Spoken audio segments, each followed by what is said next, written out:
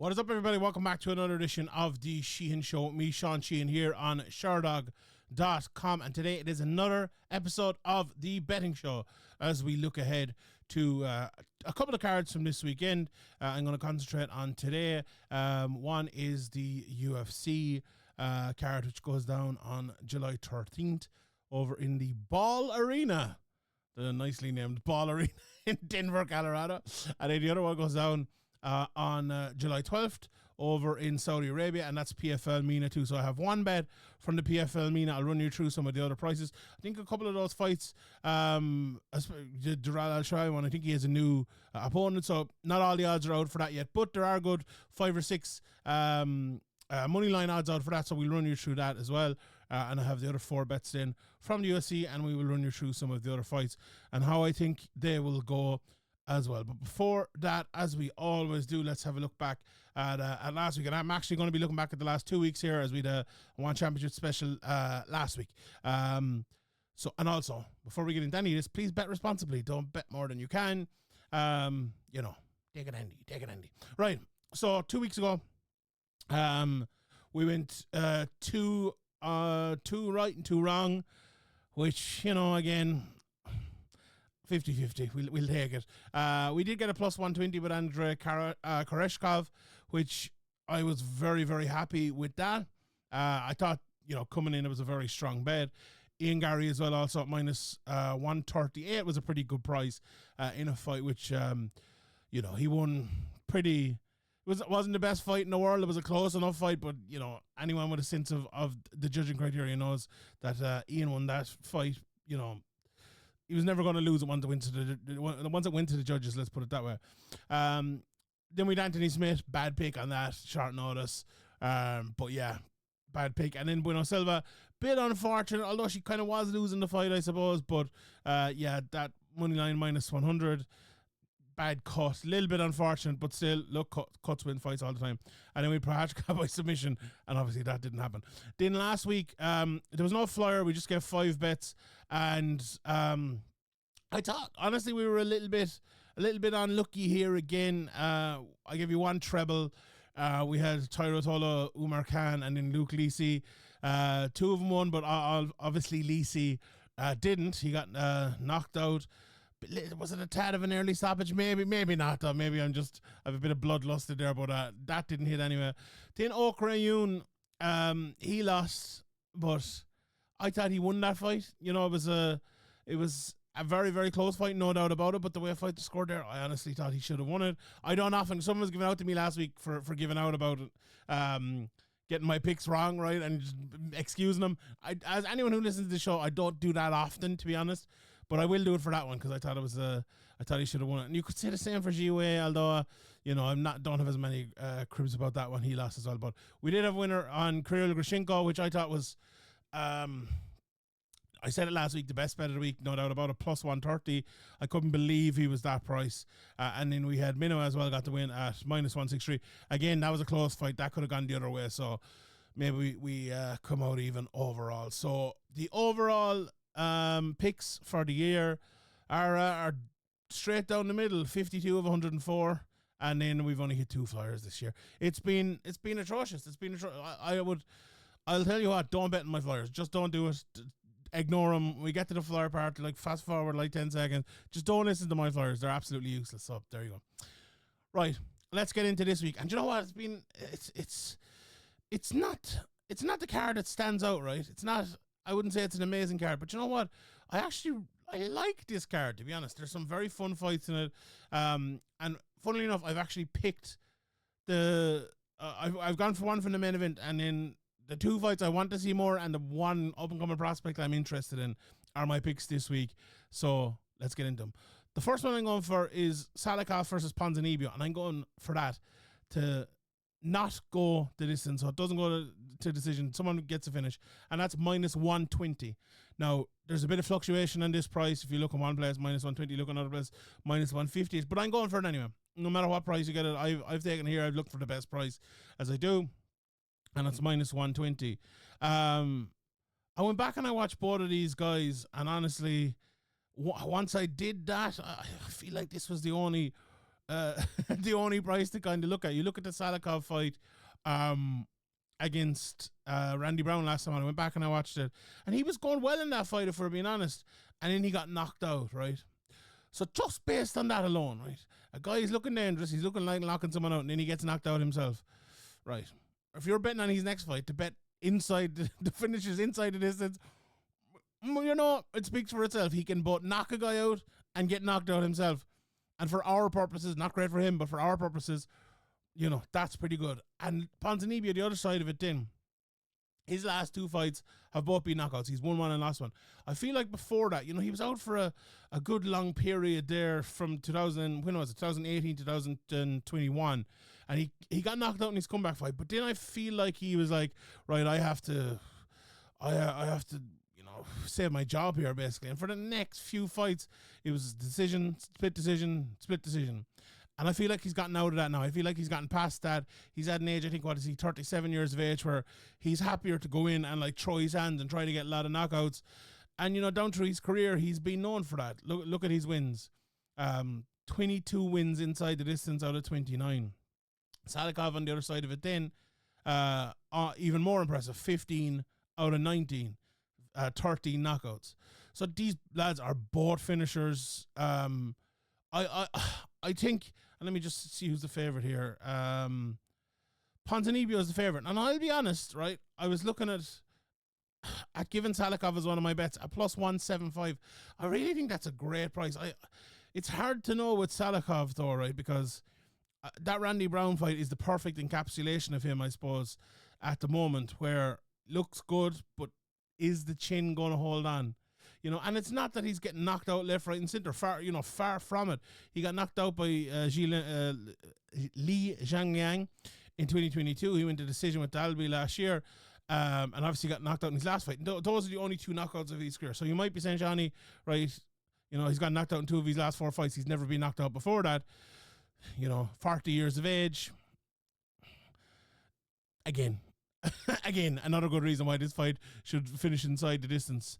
Having said that, though, even though if Salikhov like might be a bit chinny, and I'm not really, I hate saying that about a person, and I don't necessarily know who he is, but you know, look at the stats. The stats speak for themselves. Let's say it that way. I actually think that Ponzinibbio at 37 years of age, I don't think is carrying his former physique in any way, shape, or form resembling what he used to, you know. Salikhov, I think, is, but obviously he's not going to be the same. But I feel like Ponzinibbio might be one of those guys that he goes in there with Salikhov. Salikhov has thrown his shots well, and he eats one of them, and he is in trouble. Like we saw Kevin Holland landed one. I was watching one of his other fights recently, and I'm not. Which fight was it? I was literally watching this a half an hour ago, and I can't remember which one it was, but maybe it was the Holland fight, but he looks so open. Like he's always a guy who goes forward, and you know, apart from maybe that stint, and it allows him to be open. When you have the power of Salikhov, that's an issue. But also, when you're going forward, you have the possibility to knock someone like Salikhov out. I think it's a great bet. I think this is a really, really good bet. It's why I put it as my first bet of the week, minus 120. Fight doesn't go to a decision. I think it's nailed on, to be honest. Nailed on. Minus 120. Ponzinibbio, Salikhov doesn't go to a decision. All right. A similar bet in the next one. Not as wide ranging and not as good of a price either, but watching both of these lads, it's hard to look. It was hard to look past this when I saw it. But this new Dober versus Silva fight, either one of them to win by knockout, TKO KO, is minus 185. And I love this bet because you look at both of them, and it's very hard to see how this is not going to end in a knockout. Now, you know, we saw Jean Silva fighting only last week, and he did get that knockout. You know, he's got 10 knockouts out of his 13 wins in his career. Dober's 14 knockouts, you know, out of 27. But look, has been fighting at a higher level. Dober himself, he has been knocked out a couple of times. You know, not too many times in his career, I suppose. And Silva hasn't yet, but he's, you know, as I said, young in his career. I just think the way Dober fights, like we all saw it with the Terence McKinney fight, and it's mad to think that was, what, 5 or 6 fights ago now for Drew Dober. But he's a guy who will go out there and he will throw his shots and land his shots. Like in the fight since then, the McKinney fight, knockout round 1. Rafael Alves fight, knockout round 3. Next fight, Bobby Green, knockout round 2. Next fight, he lost to Matt Pavola, knockout round 1.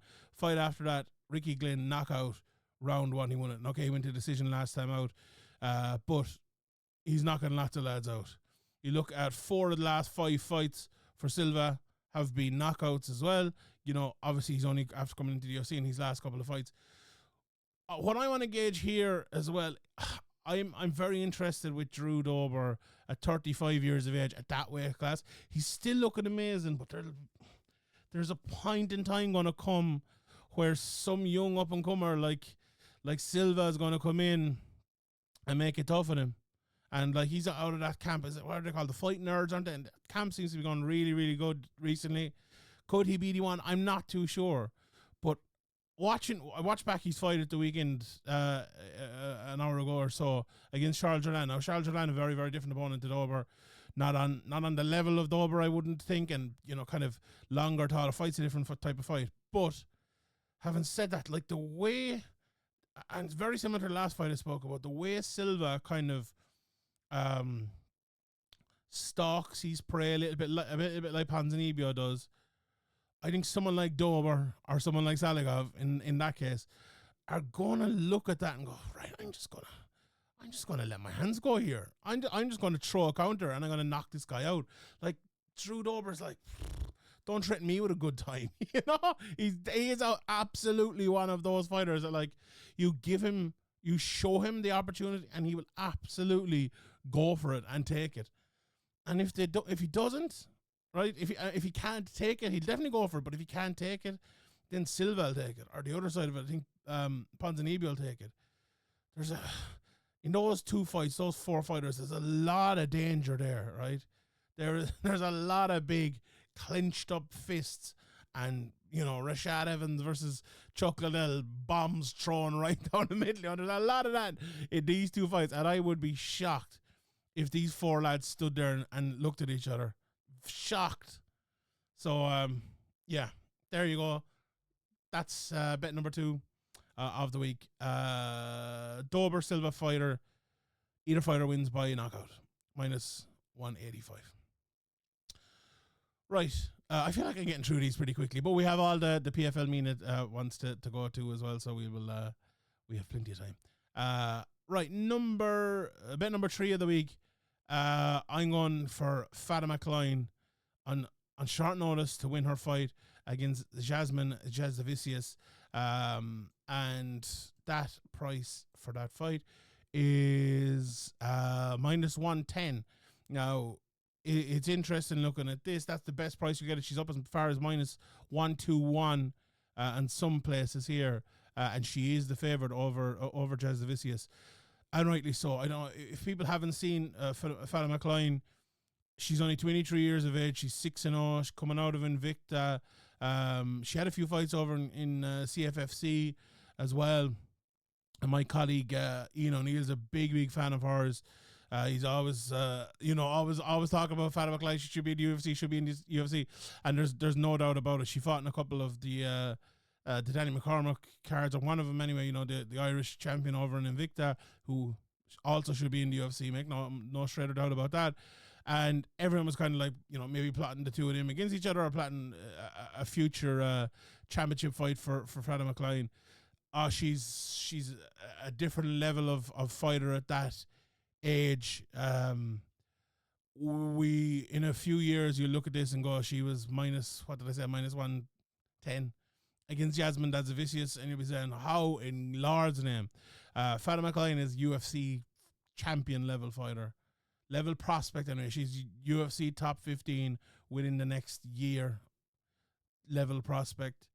You know, that's what I see Fatima Kline. She is that good. You know, this is your next level, really, really, really good pro coming here. Now, having said that, she's 6 fights into her career, still very young. She has a lot of experience though. You know, she has in her she had a first round finish in her first fight, but since then she went 4 rounds in her last fight and to the third round in the 4 fights before that. Now she's 2 third round finishes and 2 decisions in there as well. But that's that's a good bit of experience for a fighter who's only that many fights into her career. She's an amateur fight as well that went the 9 minutes, I believe. So you look at Fatima Kline, and I went back and I watched her last Invicta fight, and the ability she has to look very, very subtle and coordinated with her striking translates immediately to the ground again when she gets there. Looks so good at taking the back and getting on top and landing strikes, and she goes for things as well, goes for triangles, and sometimes it gets her landed on the bottom, but she's well able to get out, well able to defend, can take a shot. Very good. Like, if you're Jasdavicius here, I think you have to realize what this is. And look, at 35 years of age, 13 fights into her career, have been in there, with the likes of Natalia Silva, Tracy Cortez, and others as well. If you enter this fight and you think you're the boss, you're the UFC athlete, she gets to come in here and take it off at you, you'll get beat. You can get beat. Jasdavicius needs to act like the Jasdavicius that came in against Kay Hansen or in the Canina series, who needs to fight for her life, who needs to fight for the opportunity, or otherwise she will get destroyed here. And I mean that, destroyed. Like, Fatima Kline is very, very, very good. Look, the UFC jitters, the UFC nerves, someone who will, I fully, and what I said there about Jasdavicius, I do believe she will do that. I think she'll go after her, and I think she'll be very tough, and I think she'll be difficult, right? So, Kline, with all due respect, hasn't faced that before, and that's going to be a challenge, no doubt about it. I think she's up for it, though. I think she's bang up for that challenge, and I think she'll win here, and I think that's a very, very, very, very, very good price at minus 110. Right, let's pop over to the PFL, and the bet I'm going for in the PFL MENA card is Mohammadseifi Mohsen, and he's minus 130 to win his fight here. He's fighting Josh Togo. And now, again, a similar one to the last one. He's only 5 fights into his career. He's only won 4 of them. He's taken on a guy with 18 fights. But watching him, I've been very, very impressed by him as a fighter. He's a big power puncher, big muscular guy. He reminds me of like a young Hector Lombard.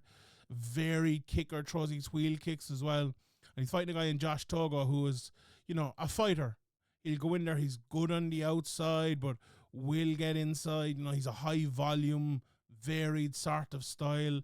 He loves, well, it's not that he loves the clinch, but and if you haven't seen the previous show, please check this out as well. He kind of leads people into the clinch, or his style does, and he's good in there. Good leg kicks as well, and he fights out of the southpaw stance. But I just think, if you're to look at Mohsen, his athletic ability, he has, I said he's only 5 fights into his career as well. He lost the first one, and that was back in 2019, at 2 years off, and has won 4 since then, all finishes apart from the last one where he had to step up. But he was fighting in Brave, which is a very, very, very good organization. And, Togo's had, his share of fights in Brave and in UAE Warriors as well, but he lost his last fight in Brave, got finished in the second round. He's been winning all these fights all around that. He's fought on smaller places, fought in Eternal as well, lost his fight there.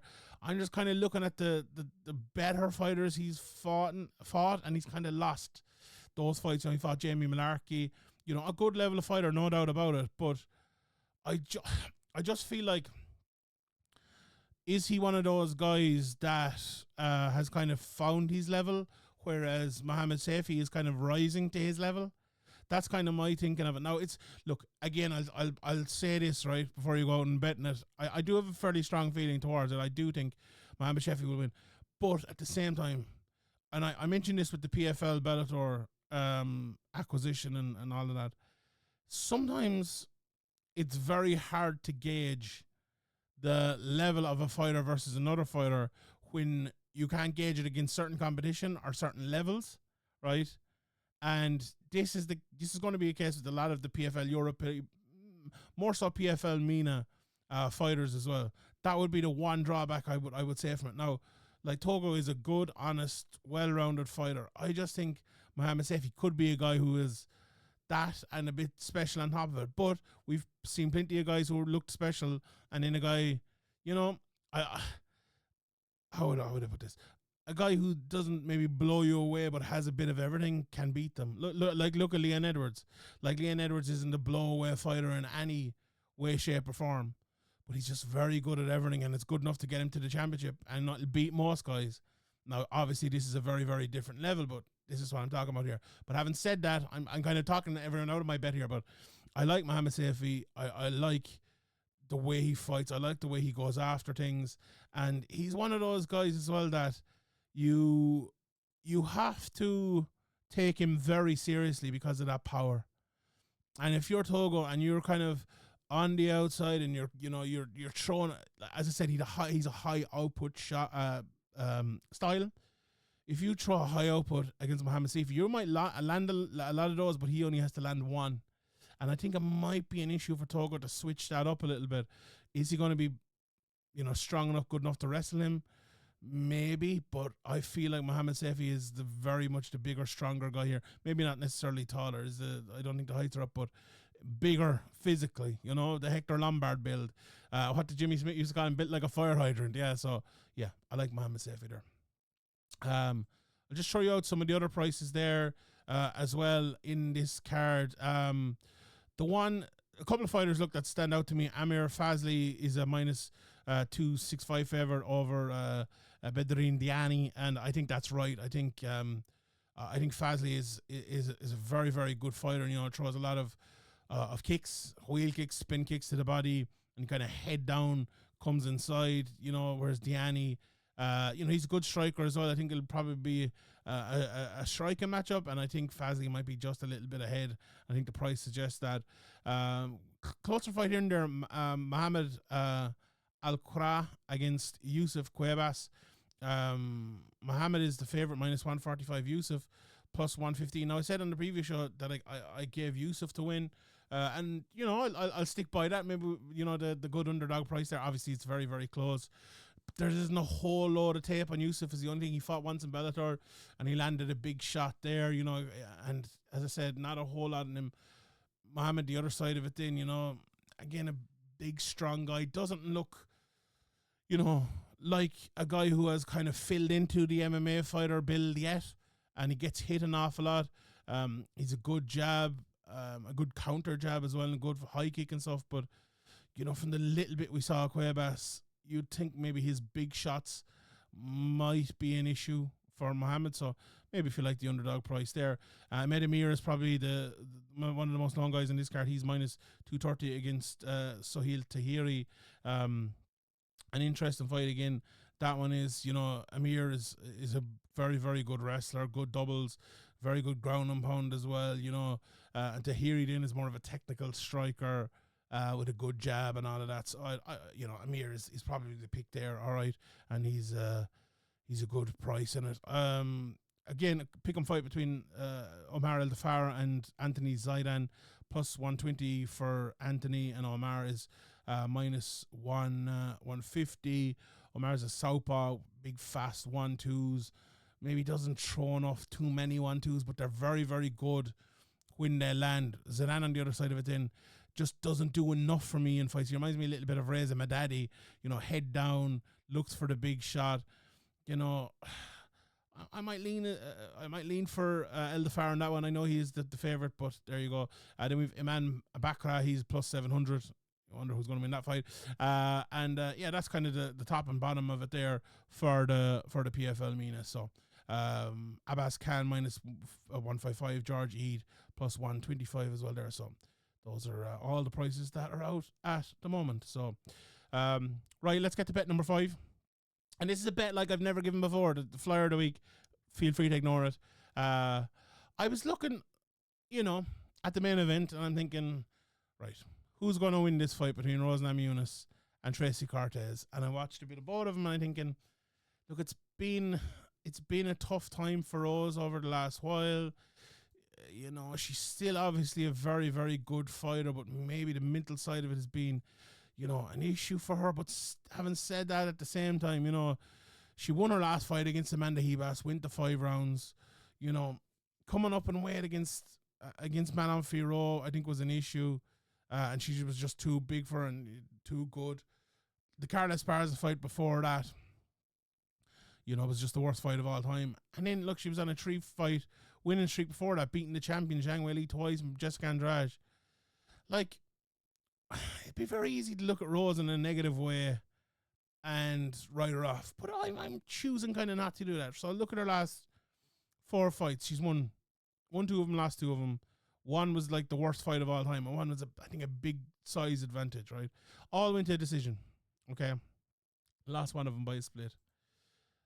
So did I give you my pick? My pick, based on that and based on another few things as well, is Rose Namajunas by I told you this is a bit odd now, by either split or majority decision, and it's plus 500. So there's the Rose side of it, right? So the Tracy Cortez side of it, 9 decisions in 12 fights. That is a very, very, very, very high percentage. Her last 1, 2, 3, 4, 5, 6, 7 fights in a row, all gone to a decision. 2 of them splits. Jasdavicius, Gato, Keish, Igor, Miller. Now, none of them, apart from Aaron Blanchfield, I suppose, and you can even argue that, better fighters than Rose Namajunas. Absolutely. She's taken on short notice. Absolutely. But having said that, I think she as well is the type of fighter who is at a very good stage in her career. She's going to be coming in here, as I said, short notice, but fit and trim, and she'll probably be looking to be a little bit more careful than maybe she would be. So we've seen in the past Rose Namajunas is happy to fight fighters at their speed. So this might be a slightly different fight if Cortez was taking it not on short notice, right? But having said that, look, most of her fights go to decision anyway. But the fact that she is, I think, might even slow down this even a little bit more, might make rounds very, very close, and might push it to a stage where in the 5th round, winner takes it all type of thing. That to me, like, split decision written all over it, I think. I think it has split decision written all over it. So that's the bet. Plus 500 to Rose Namajunas to win by split or majority decision. It seems, now, having said that, Rose Namajunas, right, to win by decision herself, let me just check it out for you here, is minus 104 in some places. The highest price you'll get is around plus 105, plus 110. So, you know, you're going from plus 100 basically to plus 500 to get a split decision instead of any sort of decision. Again, my bets have been terrible. Please ignore. But yeah, so those are the 5 bets for the week. Let's have a quick look at some of the other bets. A couple of things stood out to me, and I'll tell you when they come. Blackshear and Jackson, close fight again. Jackson is a favorite, minus 150, plus 120 for Damon Blackshear. I think I kind of like both of these guys. I think it might be a relatively close fight. Yeah, I'll be honest. No one sticks out to me. I think they just about have it right. I think Manjel Jackson probably should be the favorite. So minus 150 is not bad. I do like Petrosky against Fremd. Again, this is a pick 'em fight, minus 110 each. I'll go with Petrosky in that one. Charles Johnson and Joshua Van. A lot of people talking about this. A lot of people are very, very excited about this fight. And Charles Johnson is the underdog here, up as far as minus 180 in some places, minus 220 in some places for Joshua Van. Now, I do like Van. I probably would make him the favorite as well, but does that price seem a little bit too far? Maybe a touch, but I don't think I'd be taking it. Agapova against Santos. Santos the favorite there. Luana Santos up as far as minus 400 in some places, so you know who's probably going to win that. The Jasdavicius price, we talked about that. Obviously, Abdulrazak Al Hassan versus Cody Brundage. I was looking at this, and I like the unders in this. Under 1.5 rounds, minus 150. Yeah, I'll go for that. Fight doesn't go to decision is minus 350. So I think you know how that's going to go. Brundage and Alassane both guys to go for it. But yeah, I like that under minus 1.5 rounds at plus one. Or sorry, minus 150. Minus 150. Rodriguez and Erosa. Erosa always go to the underdog pick. Plus one. Where's it gone? Plus 180. Underdog pick. Christian Rodriguez is a good fighter, but I'd nearly go. You know what? I'd nearly go for Rosa as the underdog there. We talked about Dober Silva, Angelusa against Bonfim. I do like Bonfim there. In that one, you know, the fight doesn't go to decision is minus 175. I don't know. Lusa's one of those guys as well. I think people maybe don't give him enough credit. He is a good fighter, but I do think Bonfim, you know, the two of them lads are looking very good. You know, the Bonfim submission is the favorite there at minus 120, but you know, maybe Lusa can survive that. Maybe the ground and pound is better. And if you're looking at that Bonfim plus 650 in one place for the knockout, that wouldn't be bad at all. So we talked about obviously Salikhov, Ponzinibbio, and we've talked about the main event as well. Just the straight up prices for Salikhov, Ponzinibbio, minus 175 best price for Salikhov, minus 190 best price for Ponzinibbio. I'll be honest, I like Salikhov. I like Salikhov at that, and I probably would take that. So right, we will leave it there. Just to recap the 5 bets for the week. That fight we just talked about, Salikhov, Ponzinibbio, doesn't go to decision, minus 120, minus 185 for Dober Silva in the knockout. Fatima Kline, money line, minus 110. Mohammadseifi Mohsen over in PFL MENA at minus 130. And then for the flyer of the week at plus 500, it is Namajunas to win by either split or majority decision at plus 500, as I said. All right, everyone. Thank you very much for tuning in. My name is Sheehan for Sherdog.com. Please bet responsibly. Please subscribe. Please give this video a like. Let me know in the comment section below who you're picking. And I'll see you next week.